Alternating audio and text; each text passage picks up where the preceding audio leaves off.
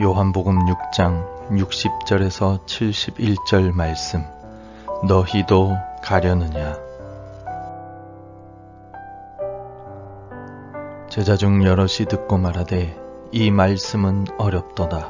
누가 들을 수 있느냐 한데, 예수께서 스스로 제자들이 이 말씀에 대하여 수군거리는 줄 아시고 이르시되 이 말이 너희에게 걸림이 되느냐. 그러면 너희는 인자가 이전에 있던 곳으로 올라가는 것을 본다면 어떻게 하겠느냐. 살리는 것은 영이니 육은 무익하니라. 내가 너희에게 이른 말은 영이요 생명이라. 그러나 너희 중에 믿지 아니하는 자들이 있느니라 하시니, 이는 예수께서 믿지 아니하는 자들이 누구며 자기를 팔자가 누구인지 처음부터 아심이러라.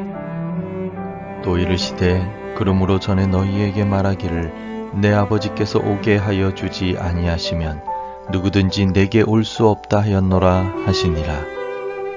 그때부터 그의 제자 중에서 많은 사람이 떠나가고 다시 그와 함께 다니지 아니하더라. 예수께서 12 제자에게 이르시되 너희도 가려느냐. 시몬 베드로가 대답하되 주여, 영생의 말씀이 주께 있사오니 우리가 누구에게로 가오리이까. 우리가 주는 하나님의 거룩하신 자이신 줄 믿고 알았사옵나이다.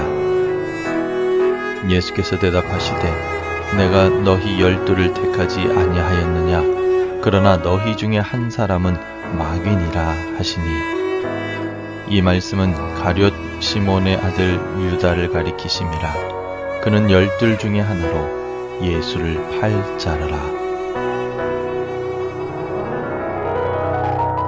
계절에 따라 이동하는 새들을 철새라고 부릅니다. 우리나라에서 철새들이 머무르는 유명한 장소들 중에는 순천만 자연생태공원이 있습니다. 부산에는 을숙도를 비롯한 낙동강 하구가 있습니다. 두루미 종류나 청둥오리 등은 겨울 철새로서 겨울에 우리나라의 따뜻한 지역에 와서 번식을 하며, 여름 철새인 외갈이나 솔부엉이 등은 봄에 우리나라를 찾아와 번식하고 겨울에는 다시 남쪽으로 이동하는 새들입니다. 철새란 계절과 날씨에 따라 이동하는 새들을 의미합니다. 또한 철새들처럼 정치적인 신념이 없이 떠돌아다니는 사람들을 정치철새라고 부르고, 돈 되는 일만을 쫓아다니는 경제철새도 있습니다. 심지어 이 교회나 저 교회를 기웃거리거나 여러 종교를 떠돌아다니는 철새 교인들도 있습니다. 오늘날만 철새 같은 교인이 있었던 것은 아닙니다. 예수님께서 복음을 전하실 때도 철새 제자들이 있었습니다. 예수님께서는 자신이 하늘에서 내려온 생명의 떡이라고 말씀하셨고, 그에 따른 여러 설명들을 하셨습니다. 하지만 하나님의 아들이신 예수님의 말씀을 듣고서도 예수님의 제자들 중에 주의 말씀을 이해하는 제자들이 있었는가 하면 이해하지 못한 제자들도 있었습니다. 예수님께서 하신 말씀들을 듣고서 이해하지 못한 제자들은 어떤 사람들이었을까요? 그들은 예수님의 말씀들을 육적으로만 이해한 사람들이었습니다. 예수님께서 오병이어의 기적을 통하여 배고픈 이들을 먹이셨을 때는 예수님께 환호를 보내며 따라 나섰습니다. 기적을 보고서 제자가 되었습니다. 하지만 주께서 주시는 영생의 비밀까지도 먹는 것 혹은 육신의 관점으로만 생각하였기에 그 말씀들이 어렵고 이해가 불가능했던 것입니다. 오늘 본문의 60절을 읽어보겠습니다. 제자 중 여럿이 듣고 말하되 이 말씀은 어렵도다. 누가 들을 수 있느냐 한데, 예수님의 말씀이 자신들의 입맛에 맞지 않고 자신들이 원하는 말씀이 아니기 때문에 여러 제자들이 주님을 떠났습니다. 예수님과 예수님의 말씀이 자신들의 육체적인 욕심을 채우지 못할 것이라는 생각을 하였을 때 그들은 예수님을 즉시 떠나버렸습니다. 이들은 육신적인 만족을 따라 이 선생과 저 선생을 따라다니며 떠돌아다니는 철새와 같은 제자들이었습니다. 그래서 결국 어리석은 선택을 하여 생명의 떡이신 예수님을 떠나고 말았습니다. 생명의 떡이며 영생을 주시는 예수님을 두고서 잠시 배부르게 할 세상의 떡을 찾아 떠나고 말았습니다. 사도 바울은 디모데에게 편지를 쓰면서 데마는 이 세상을 사랑하여 나를 버리고 데살로니가로 갔다라고 디모데후서 4장 10절에서 말하였습니다. 데마는 바울과 함께 복음을 전하는 전도 여행에 동참하였지만 결국 세상을 사랑하고 욕심을 채우기 위해 복음을 떠나고 말았습니다. 하나님의 말씀을 나의 욕심과 욕망을 채우기 위해 받아들이면 우리도 철새 제자, 철새 성도가 될 수밖에 없습니다. 육신의 생각이 아니라 믿음으로 주의 말씀을 마음에 새기며 살아가는 우리가 되길 바랍니다.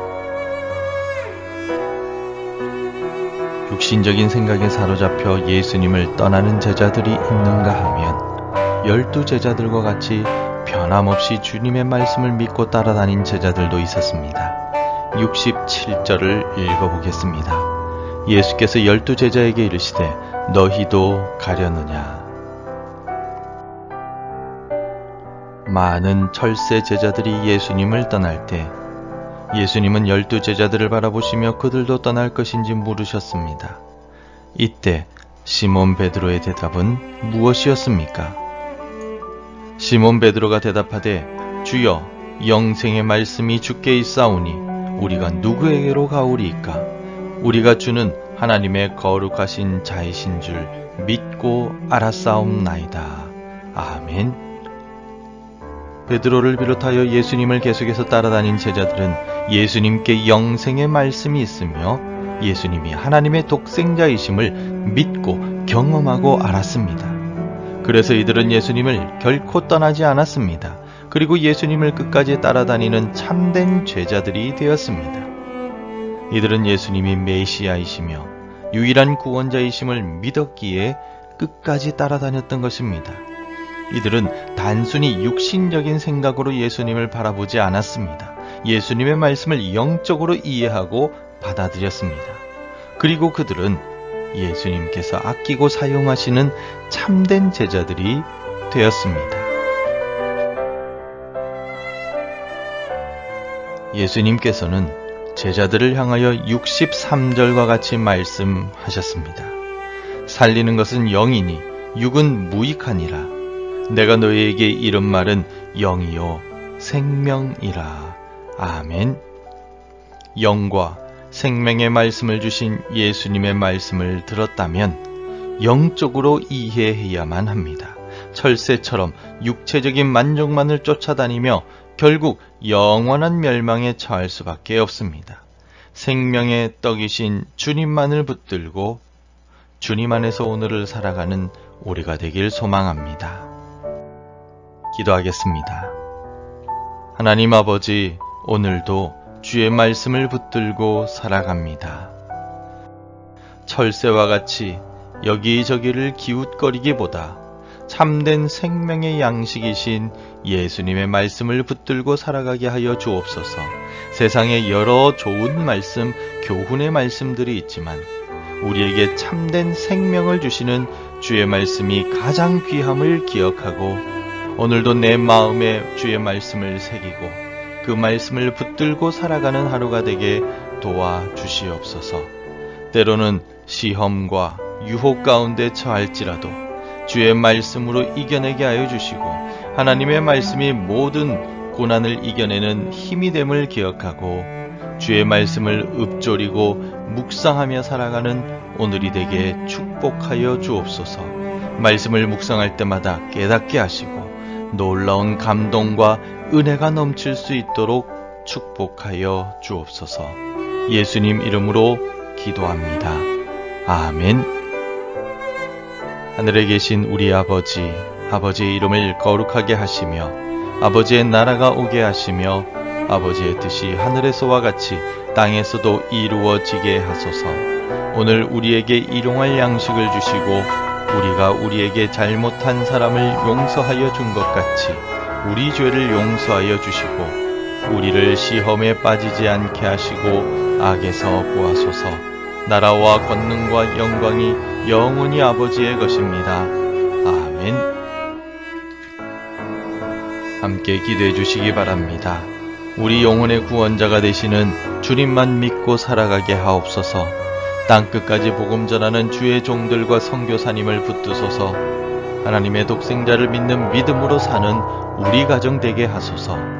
오늘도 말씀과 기도로 하루를 시작하시기를 바랍니다.